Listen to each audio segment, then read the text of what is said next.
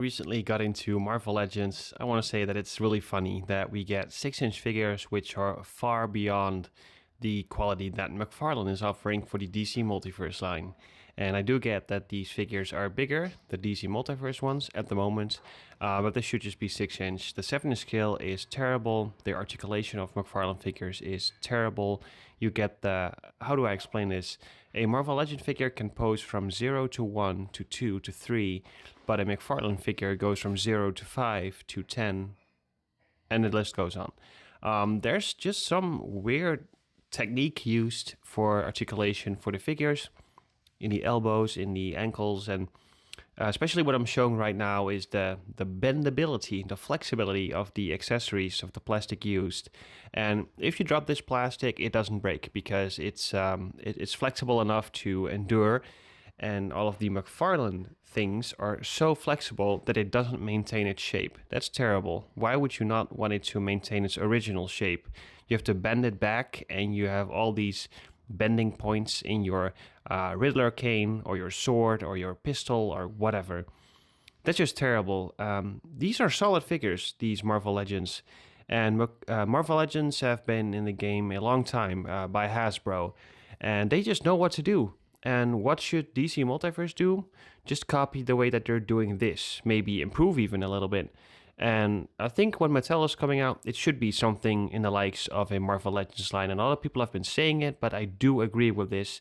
I'm very surprised by the quality that Marvel Legends are offering because the head sculpts are really high quality. I do love the flesh tones that they use. It looks realistic even. Especially like Captain America that I'm going to be showing in a second. The way the teeth are painted and the way that the body moves of the Gamerverse figures, it's really incredible stuff for the prices that they offer it for. So I was really surprised, even because I'm not really into Marvel Legends, or I was never, and only for customs or stuff like that. But now I have these figures, and I just don't want to get rid of them because they're really good. They're fun figures, and reminds me of the earlier Spider-Man games, or the Blue Venom, for example, and this Captain America. And I just hope that they do more of this stuff. And I'm really intrigued in what they're releasing. And now I'm starting to watch the panel. So I'm really turning into a Marvel Legends fan, actually.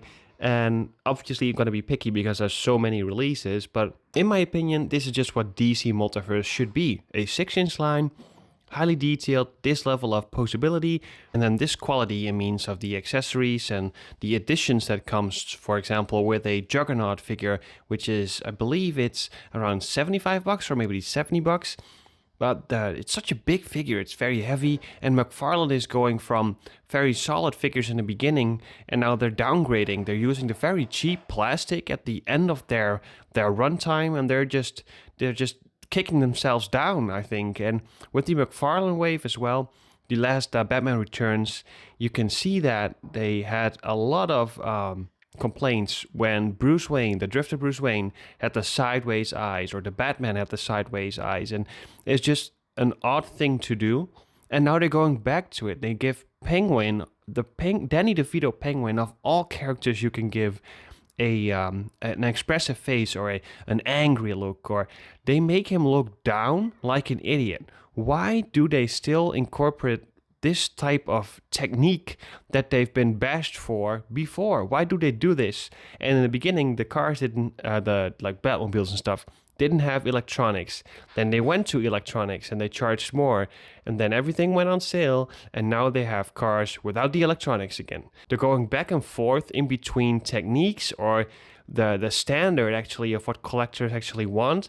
And some people will still buy it because they're collectors. But I think this is just a trashy way to do it, because they keep thinking they are reinventing the wheel. So when they include soft goods in their 5th or 6th year of their company doing DC Multiverse, people are applauding them for it. But come on, they knew in year 1 people wanted soft goods, maybe pinless and more accessories and electronics, but they just keep acting like, oh, it's something new. Oh, look at this, these soft goods, and they're terrible.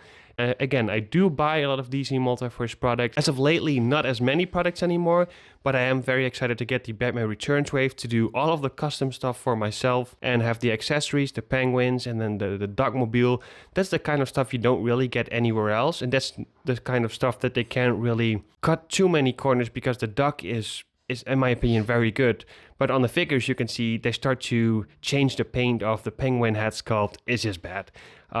So yeah, I just wish this is going to be the blueprint of the future of DC Multiverse, and I can't believe that I'm making like Marvel Legends videos while I'm only actually interested in soft goods 1/12 scale figures. So applauding Hasbro, Marvel Legends, good quality stuff. I love the Gamerverse stuff, and I hope to see more in the future.